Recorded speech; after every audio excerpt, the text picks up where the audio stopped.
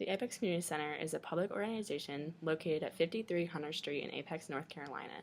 Their mission is to offer a variety of passive and active leisure opportunities to Apex citizens and residents of southwestern Wade County. They offer programs for all ages as well as many events and festivals throughout the year.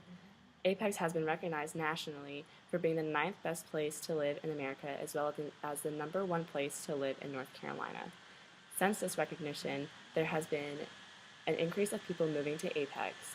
The Apex Community Center then had to figure out how to accommodate the increase of Apex residents. Hunter Street Park was built in 2012 and included a playground.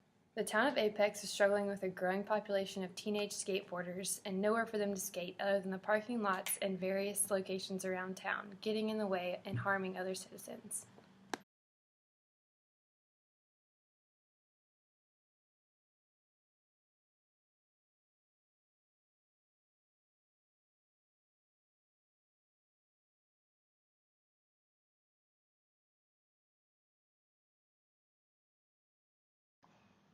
So anyone is allowed to go to the park. There's no age limit.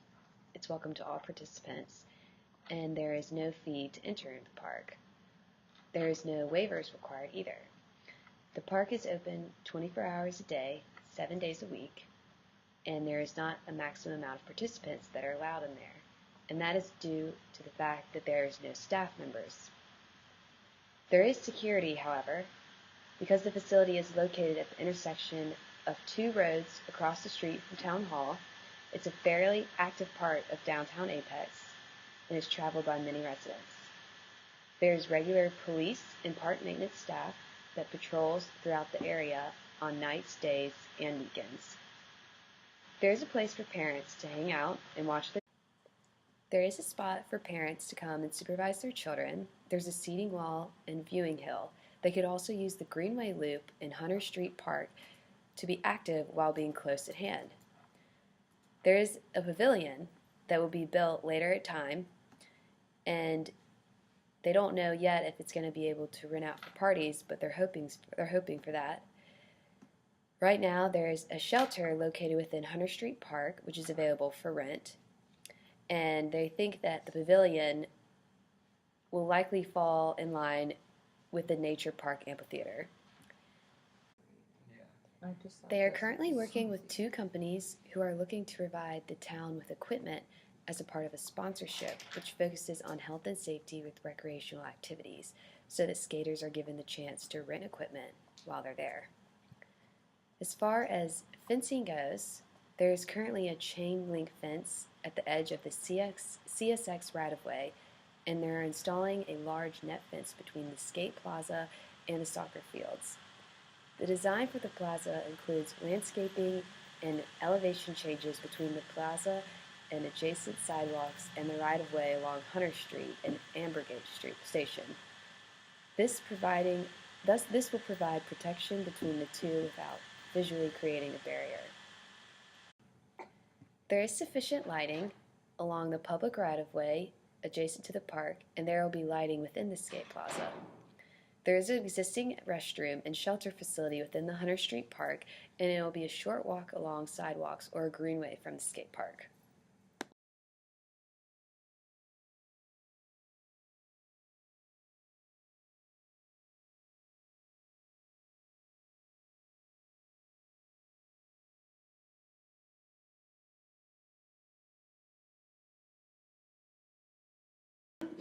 Budget plan.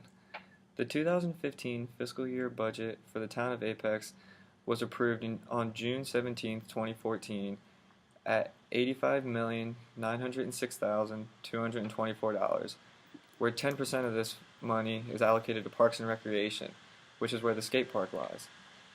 Now, this little chunk of cash has helped Apex Community Center to complete Phase 1 of the skate park construction process. However, $200,000 is still needed to complete Phase 2 of the skate park project that isn't approved in this fiscal year budget, and this is where we need your help. Now, 10% of these costs are design costs for the skate park, where the other 90% are construction costs. These design expenses are staff, engineers, architectural construction, surveying, geoteching, construction, and construction documentation. Our three objectives go as follows. First, the safety of kids will increase by at least 50% in the first 6 months by having a safe and appropriate place to skateboard. The second objective is that by the end of the year, 80% of local officers will state that there have been fewer complaints from local businesses since the opening of the skate park. The third and final objective is that at the end of the first year, there will be a 20% increase in the teens who try the skate park for the first time and join the skateboarding community. Evaluation plan and criteria. The building of the trackside skate park is to help prevent skateboarders from gathering around local businesses and disrupting their business flow out there. In order to see if the skate park is doing what we want it to do, once it's built, we're going to survey some of the people from the local businesses and see if they think that the action around there has reduced a little bit. We're going to interview some of the people who attend the skate park and see if they like it and if they prefer to go to that place instead of going to other places that would then be considered loitering. And then finally, we're also going to go to the local police department and see if, ever since the building of Trackside, if there have been less crime problems and situations like that.